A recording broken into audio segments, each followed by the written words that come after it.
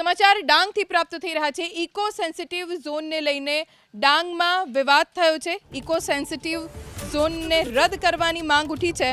કોંગ્રેસ ધારાસભ્યની આગેવાનીમાં આવેદનપત્ર આપવામાં આવ્યું। ઇકો સેન્સિટિવ ઝોન રદ નહીં થાય તો આંદોલન કરવાની ચીમકી ઉચ્ચારવામાં આવી છે।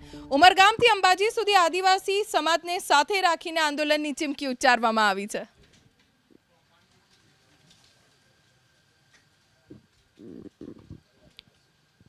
ડાંગમાં જે ઇકો સેન્સિટિવ ઝોન લગાવવામાં આવ્યો છે એમાં કોંગ્રેસ સમિતિ દ્વારા અમે આજે આવેદનપત્ર આપ્યું છે। અમારી એક જ માંગણી છે કે અમે આદિવાસી સમાજના લોકો, ડાંગના લોકો, 42 ગામના અને અન્ય લોકો પણ પ્રકૃતિ પ્રેમી છે, જળ જંગલ જમીનની સાથે ચાલવાના છે।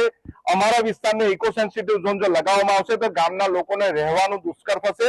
અમે એના માટે આજે કલેક્ટરશ્રીને આવેદનપત્ર આપ્યું।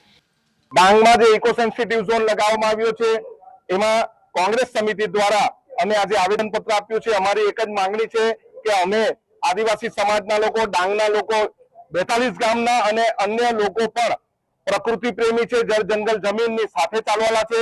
અમારા વિસ્તારને ઇકો સેન્સિટિવ ઝોન જો લગાવવામાં આવશે તો ગામના લોકોને રહેવાનું દુષ્કર થશે। અમે એના માટે આજે કલેક્ટરશ્રીને આવેદનપત્ર આપ્યું।